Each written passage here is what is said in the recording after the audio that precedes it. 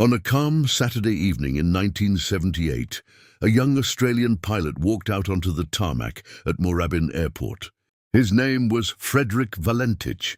He was only 20 years old, but aviation was already his obsession. That night, he climbed into a single-engine Cessna 182, registered VHDSJ, and prepared for a flight across Bass Strait. The plan sounded simple. Leave Melbourne, pass Cape Otway, cross the dark water and reach King Island. But somewhere over the ocean, that ordinary flight would become one of Australia's strangest aviation mysteries. Because, before the night was over, Frederick Valentich would radio air traffic control, and then disappear without a trace. At 6:19 p.m., Frederick Valentich lifted off from Moorabbin Airport and turned toward the coast. Ahead of him was Bass Strait, a dark stretch of water between mainland Australia and Tasmania. For a small aircraft, it was not the kind of route where you wanted anything to go wrong. The plan was to track toward Cape Otway, then continue across open water to King Island. At this stage, nothing was officially wrong. The aircraft was airborne, the route was set, and Valentich was flying under night visual conditions.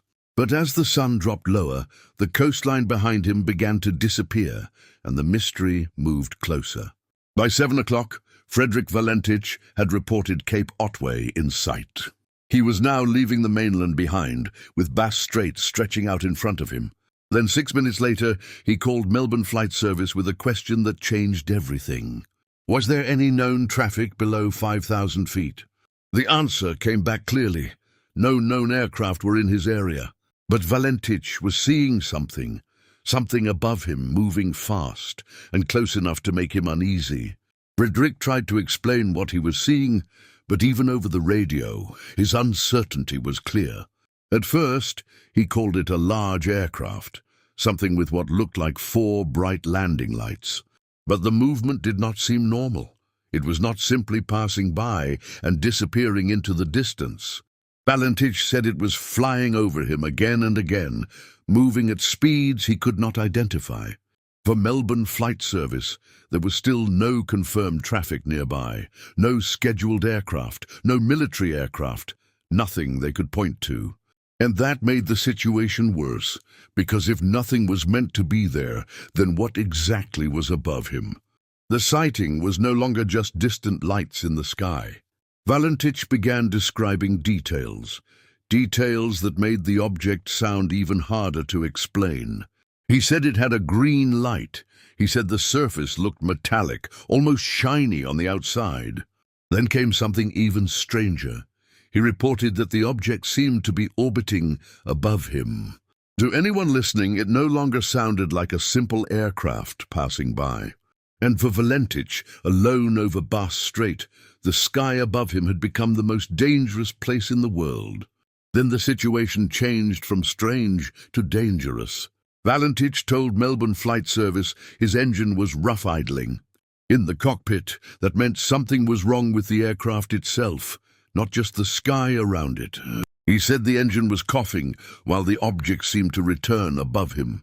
Melbourne asked the question every pilot must answer in a crisis: what are your intentions? Valentich replied that he intended to continue toward King Island, but by then the night was closing in around him. Then came the line that turned this from a missing aircraft case into something far more disturbing. Valentich radioed that the strange aircraft was hovering on top of him again.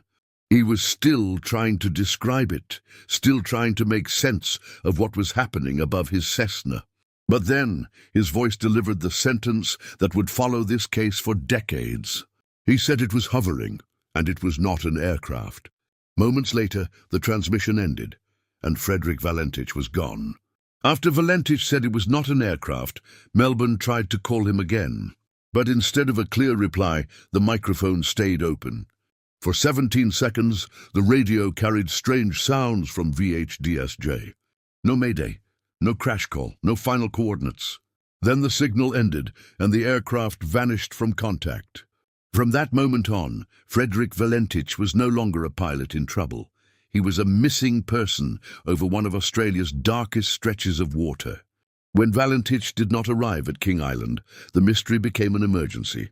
Search aircraft were sent into the night, scanning the dark water below. Ships in Bass Strait were asked to watch for wreckage, oil, lights, or any sign of the missing Cessna. But the ocean gave them nothing. No wreckage, no distress beacon, no body, no confirmed crash site. For 4 days, crews searched across air, sea, and land, and Frederick Valentich seemed to have vanished into the strait itself. As the search continued, investigators had to ask a colder question. Was Frederick Valentich really seeing another aircraft, or was something else happening inside the cockpit? One theory was spatial disorientation, a pilot losing his sense of up, down, distance, and speed in the dark. Another possibility was that lights from the aircraft, the water, or the coast had created a deadly illusion. But the problem was simple. There was no wreckage, no confirmed crash site, and no final proof. So the official answer remained unsatisfying. The cause could not be determined. But Valentich's story did not stay inside an aviation report. Almost immediately, people began asking whether he had really been alone in the sky that night. Some witnesses later claimed they had seen strange lights or unusual objects around Bass Strait. Others believed the sightings were being connected too quickly, turning grief and confusion into legend. But the timing was impossible to ignore. In 1978, UFO reports were already spreading across parts of Australia, and Valentich's final words gave those stories something they had never had before: a missing pilot. For some investigators and aviation watchers, the answer was not in the sky above Valentich. It was inside the cockpit, in darkness, pressure, confusion, and the deadly risk of disorientation. Flying over water at night can make the horizon disappear, leaving a pilot with few visual clues. And light in the distance can seem closer than it is. A reflection can look like movement. A small error can become fatal. Maybe Valentich was seeing stars, planets, island lights, or his own aircraft reflected back at him. But without wreckage, without a confirmed crash site, and without Frederick himself, even the most logical theory still ends with a question mark. For years after Frederick Valentich disappeared, the case had one major problem. There was no wreckage, no confirmed crash site, and no physical proof of what happened to VHDSJ. Then 5 years later, something unusual washed ashore on Flinders Island, a remote island sitting in Bass Strait, not far from the mystery search area. It was a small piece of aircraft debris, identified as an engine cowl flap. Investigators believed it came from a Cessna 182, the same type of aircraft Valentich had been flying that night. Even more interesting, the part came from a serial number range that included Valentich's missing plane. For some, this was the first real sign that the Cessna may have gone down in the water. But the discovery still did not solve the case. The part was never proven beyond doubt to belong to VHDSJ, and no larger wreckage was found nearby. So instead of ending the mystery, the debris only deepened it, a possible clue from the ocean, but not enough to explain Frederick's final words, the strange lights, or why the aircraft vanished so completely. As the years passed, Frederick Valentich became more than a missing pilot. His story became a legend, retold in newspapers, documentaries, UFO books, and late-night radio shows. For believers, the final transmission was impossible to ignore.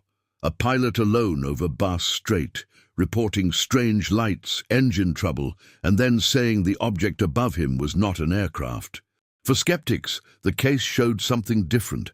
How darkness, fear, inexperience, and a dangerous stretch of ocean can turn confusion into tragedy. But what made this mystery survive was the gap between those two worlds. The official answer could not fully explain it, and the UFO theory could not prove it. Frederick's family was left with grief, questions, and no body to bury. Investigators were left with a file that ended without a cause, and the public was left with one haunting idea. Somewhere over Bass Strait, a young pilot saw something he could not understand, and then vanished. More than 4 decades later, the Frederick Valentich case still refuses to sit quietly in history. The official answer is cautious. A young pilot vanished over Bass Strait, and the cause could not be determined. The skeptical answer is possible. Darkness, disorientation, reflected lights, engine trouble, and a dangerous stretch of ocean may have created a fatal chain of events. The stranger answer is the one people still whisper about. Valentich said something was above him. He said it had lights. He said it was not an aircraft. And because no wreckage was ever confirmed, no body was recovered, and no final moment was witnessed, the mystery stayed open. So the story ends where it began, over dark water, under a night sky, with one question still hanging above Bass Strait. What did Frederick Valentich see? This was Hidden Rush, mysteries, legends, and unexplained stories from Australia and around the world. If you want more stories like this, subscribe to Hidden Rush.